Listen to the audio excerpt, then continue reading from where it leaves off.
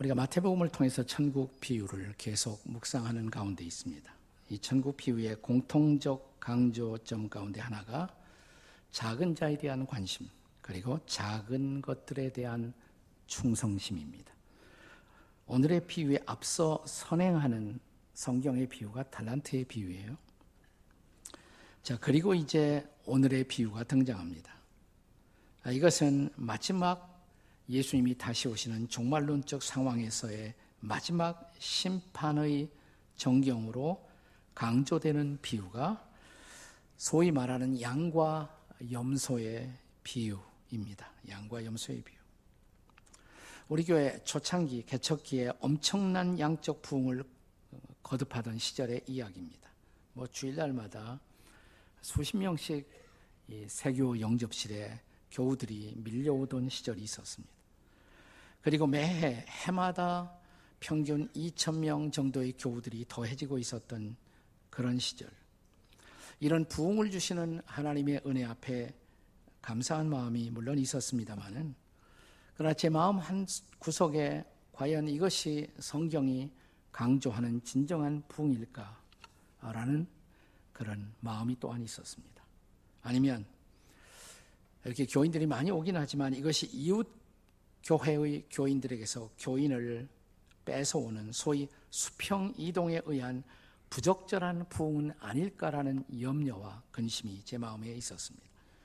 어느 날 우리 화요일 날이면 항상 교역자 회의를 하는데, 이 교역자 모임에서 제가 그런 마음의 걱정을 솔직히 나누면서 내가 이웃 교회의 양들을 도적질하는 절도 목자, 강도 목자는 아닌지 모르겠다고 그렇게 말한 적이 있었어요. 그때 거기 계시던 부목사님이 나누었던 유머를 저는 평생 잊지 못할 것 같습니다. 이렇게 말하더라고요. 목사님, 그런데요, 저는 타 교회에서 우리 교회에 오시는 분들이 반드시 양들만은 아니라고 생각을 합니다. 제가 그게 무슨 뜻이에요? 그러니까 목사님, 우리가 교우들, 새교우들 신방을 해보면 대부분 저희 교회에 등록하는 교우들은 구원의 확신도 없고 그냥 주일날 교회만 가까스로 출석하는 썬데이 크리스찬들이 대부분입니다. 그러니까 양이라고 할 수 없죠. 그분들은 염소들이죠.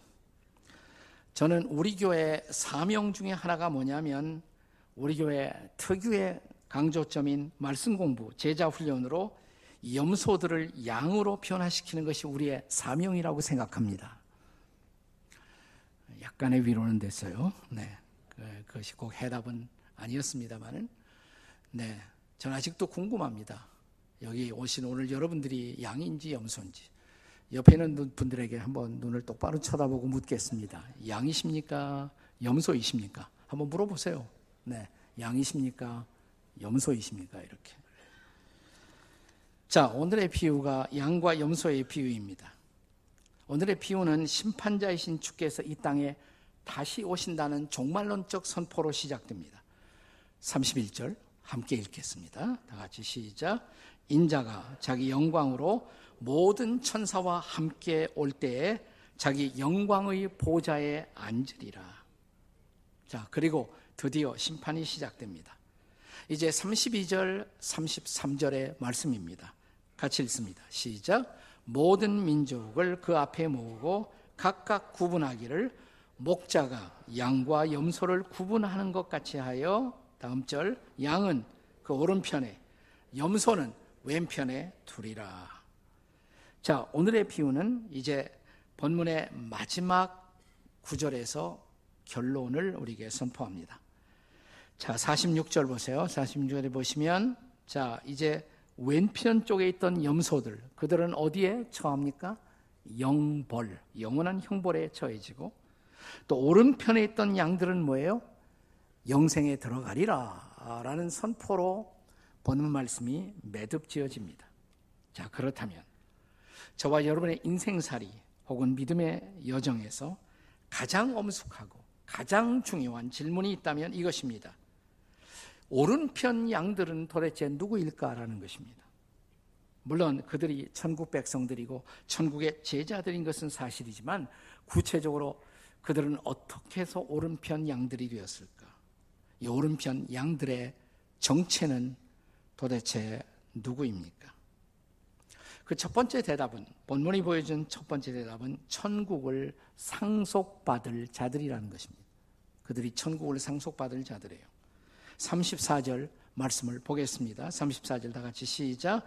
그때 임금이 그 오른편에 있는 자들에게 이르시되 내 아버지께 복받을 자들이여 나와 창세로부터 너희를 위하여 예비된 나라를 상속하라. 성경은 그들이 상속자들이다 이렇게 말합니다. 그런데 상속자가 되기 위해서는 중요한 전제가 있어요. 먼저 자녀가 돼야 돼요.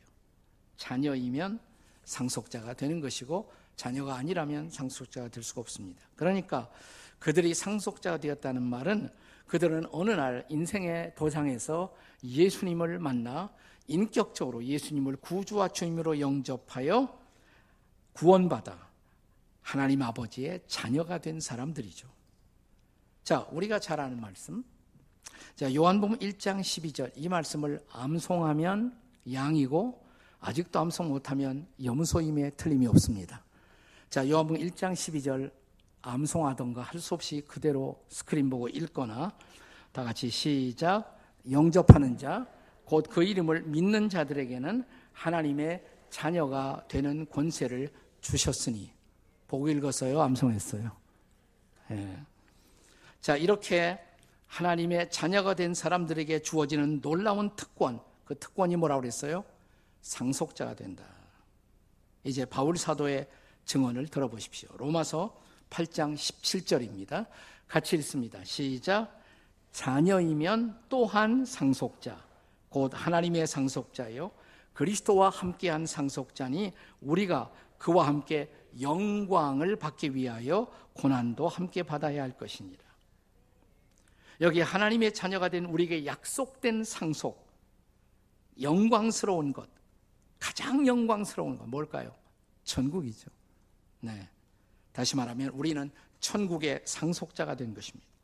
천국을 값없이 선물로 받게 된 것입니다. 바울은 빌립보서 3장 20절에서 이 축복을 가리켜서 하늘나라의 시민권을 우리가 얻은 것이다. 우리의 시민권은 하늘에 있다 이렇게 말합니다. 요즘 우리가 살고 있는 이 세상에는 자기 나라의 정세가 불안해서 도저히 거기서 생존이 불가능하니까 자기의 고향 산천을 등지고 떠도는 난민들이 갑자기 우리 시대에 많아졌어요. 난민들이 세상의 바다를 표류하면서 안정된 삶을 누릴 수 있는 곳을 찾고 있잖아요.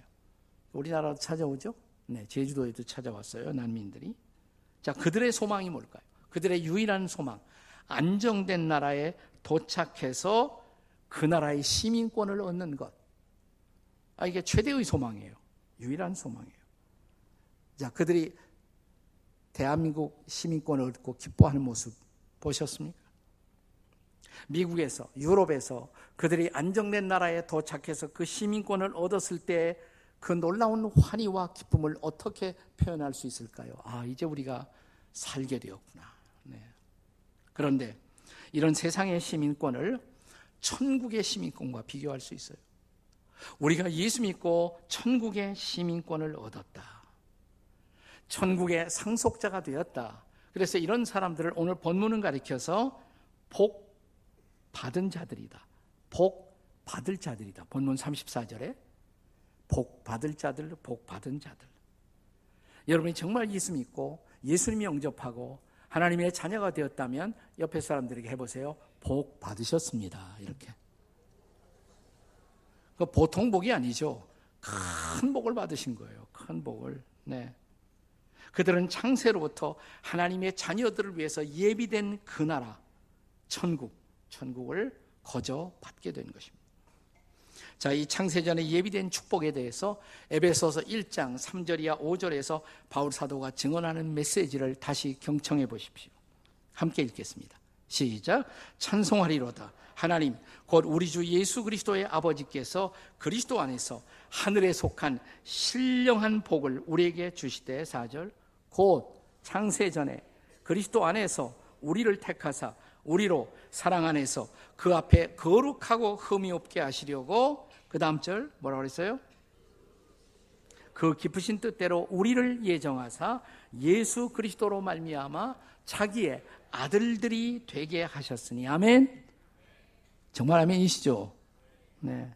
여기 창세전부터 예비하신 축복들, 하늘에 속한 모든 신령한 복들 그랬어요. Spiritual blessings. 모든 신령한 복도, 헤일 수 없는 복들을 예비하셨다. 할렐루야. 여러분과 저를 위해서 예비하신 복들이에요. 감사하십시오. 찬양하십시오. 선한 목자 되신 예수님 만나 그 목자를 따라가는 양이 되었더니 그 양들을 위해서 천국을 준비하셨습니다. 그래서 심판날 주님의 오른편에 있던 양들, 그 양들, 선한 목자를 따라간 양들, 그 양들은 예수 그리스도로 말미암아 주님의 자녀가 되고 천국을 기업으로 얻게 된 것을 믿으시기 바랍니다. 아멘. 네, 이게 오른편 양들이에요. 심판날 오른편 양들이에요. 자, 오른편 양들의 정체 두 번째로, 그들은 자신의 믿음을 행함으로 증명한 의인들입니다. 35절 36절에 보면 심판의 주님이 오른편 양들에게 천국의 상속을 선포하시면서 또 이렇게 말씀하십니다. 같이 읽어요. 시작. 내가 줄일 때 너희가 먹을 것을 주었고, 목마를 때 마시게 하였고, 나그네 되었을 때 영접하였고, 그 다음 헐벗을 때 옷을 입혔고, 병들었을 때 돌보았고, 옥에 갇혔을 때 와서 보았느니라. 아멘. 근데 이 장면에서 성경은 이런 행동을 한 사람들을 향해서 37절에서 이렇게 말씀하십니다. 자, 37절 읽어요. 주의 깊게 읽겠습니다. 시작. 이에 의인들이 대답하여 이르되 주여, 우리가 어느 때 주께서 줄인 것을 보고 음식을 대접하였으며 목마르신 것을 보고 마시게 하였나이까. 여기 성경은 이런 사람들을 의인들이다 이렇게 말하죠. 조그맣게 의인들이라는 단어가 있었죠. 네, 이런 아름다운 선행하는 사람들을 의인이라고 기록하고 있다는 것입니다. 근데 우리가 성경에서 의인이라는 개념을 성경적으로 정립할 필요가 있어요. 누가 의인일까요? 우선 로마서 3장에 보면 이게 잘 정리가 되어 있습니다. 로마서 3장 10절, 우선 성경은 이렇게 말합니다. 의인은 없나니 하나도 없고. 그러니까 뭐예요? 하나님의 관점에서 보자면 의인은 뭐예요? 없다. 아무도 없다. 다 죄인이에요. 의인은 하나님의 관점에서, 완벽하신 하나님의 관점에서 의인은 존재하지 않는다는 것이에요. 자, 그리고 중요한 것, 이제 3장 20절입니다. 로마서 3장 20절 같이 읽습니다. 시작. 그러므로 율법의 행위로 그의 앞에 의롭다 하심을 얻을 육체가 없나니 율법으로는 죄를 깨달음이니라. 자, 하나님이 인생에 요구하는 삶의 스탠다드, 율법이에요. 하라 하지 말아라. 근데 율법을 지켜서 그 행동으로 하나님 앞에 의롭다함을 얻을 육체가 있다 없다? 없다 그랬어요. 아무도 없다. 율법은 죄를 깨닫는 데 도움이 돼요. 하라는 말씀을 하지 못했어요. 내가 하나님의 율법을 범했구나. 하지 말라는 것을 했어요. 율법을 범했구나. 죄를 깨달아요. 그러나 율법을 지키는 일에 도움이 못 돼요. 행위로 하나님 앞에 의롭다함을 얻을 사람은 아무도 없다. 그럼 너무 얼마나 비극이에요. 그런데 여기 복음이 있어요. 끝뉴스가 있어요. 로마서 3장 이제 28절입니다. 다 같이 28절을 함께 읽겠습니다. 다 같이 시작. 그러므로 사람이 의롭다 하심을 얻는 것은 율법의 행위에 있지 않고 예수를 믿음으로 되는 줄 우리가 아노라. 아멘. 아무도 율법을 지켜 의롭다함을 얻을 수가 없어요. 근데 어떻게 해요? 예수님을 믿음으로. 뭘 얻어요? 의롭다함을 얻어요. 그분의 은혜로. 죄는 용서받고 그분의 의가 우리에게 선물로 주어져요. 그래서 믿음으로 의롭다함을 얻어요. 그 의인이 된 거예요. 신앙적 의인이 된 거예요.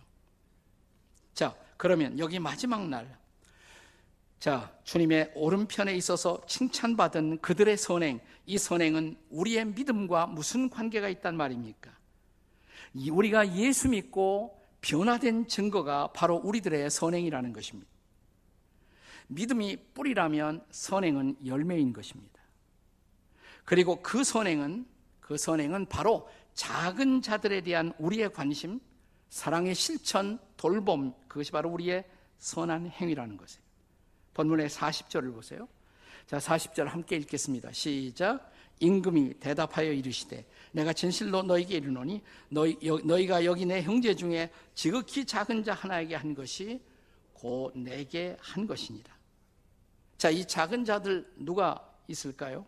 가난한 사람, 병든 사람, 옥에 갇힌 사람, 나그네, 난민들, 유학생들, 이런 사람들. 장애인, 오늘이 장애인 주일이에요. 장애인 주일.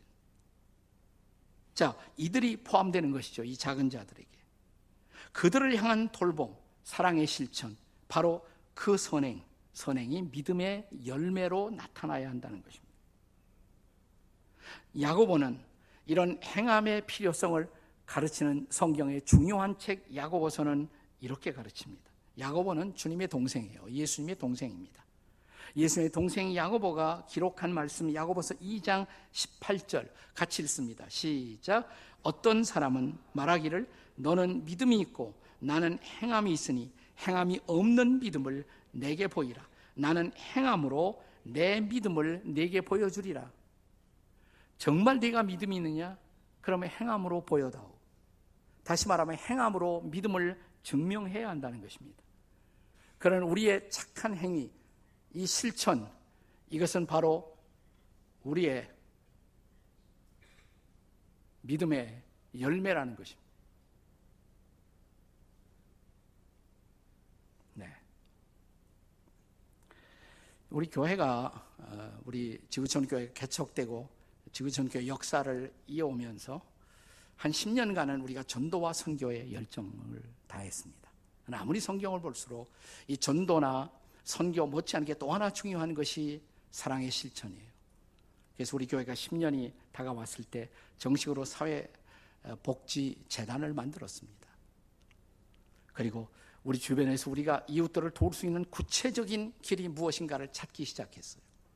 그래서 우리가 이 수지 지역만 우리가 한 5개의 사회복지기관을 갖게 되었고 분당 쪽에 한 7개. 여러분이 그 수지 구청 바로 옆에 보면 거기에 우리 교회가 운영하는 노인 복지관이 있고 수지에서 가장 아름다운 장애인 복지관이 거기에 있습니다. 그리고 우리는 처음부터 장애인들을 고용해서 그들에게 일터를 만들고 뜨랑슈아라는 빵 공장을 만들어서 그들에게 월급을 주고 또 빵을 공급하는 일을 시작했습니다. 그래서 하나님의 은혜 가운데 12개의 복지관을 운영할 수 있었어요. 너무 감사해요. 제가 은퇴하면서 거의 많은 것을 다 내려놓았지만 아직도 내려놓지 않고 봉사하는 기관 중에 하나가 미랄선교회입니다. 장애인 선교회. 그건 아직까지도 제가 이게 힘들지만 최선을 다해서 제가 섬기고 도우려고 하고 있습니다. 우리 교회 안에 부서 가운데 아름학교라는 부서가 있어요. 아름학교. 장애인 학교입니다. 한번 좀 들여다보세요. 그리고 우리 교회에 대해서 여러분이 좀 더 자랑스러워 하셨으면 좋겠어요. 그리고 이런 기관에 속해서 여러분이 봉사도 같이 하셨으면 좋겠어요. 마지막, 우리의 모든 것이 심판받는 그날, 주님의 오른편에서 칭찬받을 약물이, 그것은 바로 자신의 믿음을 행함으로 증명한 사람들입니다. 그 자리에 존재하는 여러분과 제가 될 수 있기를 주님의 이름으로 축원합니다. 자, 주님의 오른편에 있어야 할 양들, 그들은 누구입니까? 그들의 정체성 마지막 3번째로 주님께 대한 사랑을 이웃사랑으로 실천한 사람들입니다. 자, 우리가 어떻게 우리 주변의 작은 자들에 대한 관심과 돌봄을 그렇게 표현해야 할 이유는 도대체 무엇입니까? 사실 이런 선행은 그리스도인이 아니라도 할 수가 있는 일이 아닐까요? 맞습니다. 인류 보편의 자선 행위는 꼭 신앙인이 아니라도 할 수가 있는 일입니다. 그러나 그리스도인들의 자선이라는 것은 단순한 이웃 사랑의 실천이 아니에요.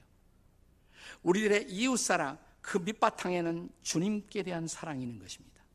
그 사랑 때문에 이웃들을 사랑하고자 하는 것입니다.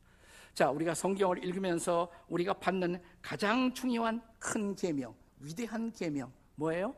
하나님 사랑하고 그 다음에 이웃을 내 몸처럼 사랑하라. 그런데 이 두 개의 명령은 서로 분리되는 것이 아니죠. 하나님을 사랑하기 때문에 뭐예요? 이웃들을 사랑해야 한다는 것입니다. 즉 이웃 사랑은 하나님 사랑의 표현에 불과한 것입니다. 우리가 성경을 읽으면서 성경에서 가장 위대한 사랑장 그러면 뭐가 생각이 나요? 보통 고린도 전서 13장이 생각나죠. 그러나 성경에서 가장 위대한 사랑장은 고린도 전서 13장이 아니에요. 사실 요한일서 4장입니다. 요한일서 4장. 자, 요한일서 4장이 어떻게 시작됩니까? 요한일서 4장 8절에 보시면 여기 유명한 선언, 하나님은 사랑이심이라. God is love. 이게 요한일서 4장 8절이에요. 근데 그 다음 절 아세요?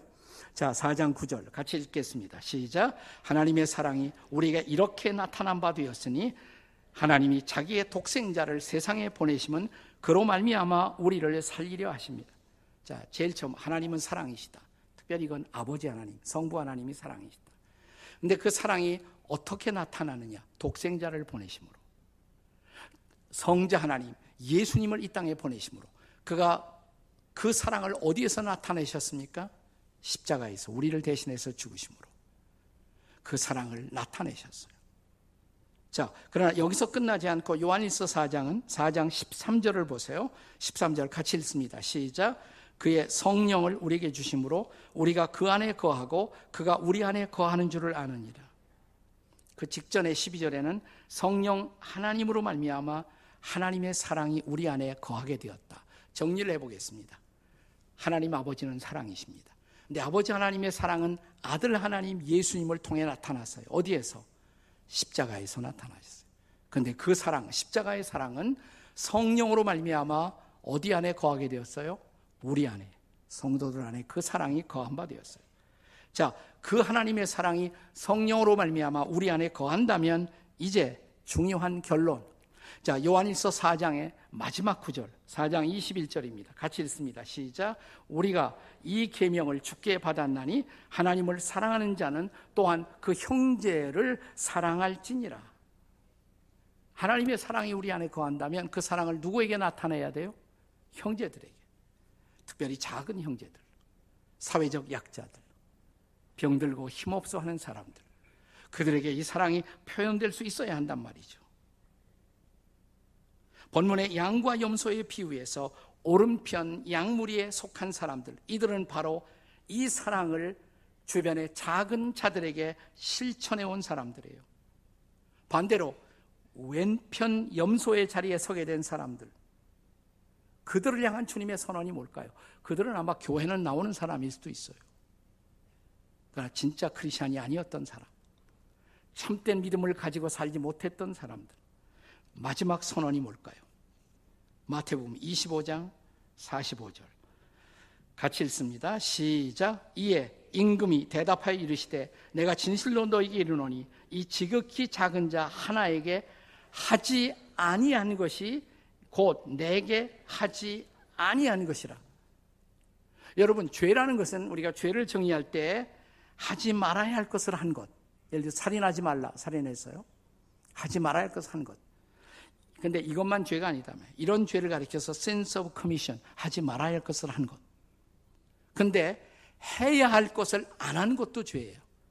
이걸 sense of omission 이렇게 말합니다. 해야 할 것을 하지 못한. 이웃 사랑하라, 작은 자를 돌보라, 이거 못했어요. 그것도 죄다 이 말이에요. 하지 아니하는 것. 작은 자들에게 하지 아니하는 것, 그것은 너희들이 내게 하지 아니하는 것이다. 주께서 이렇게 마지막에 말씀하신단 말이죠.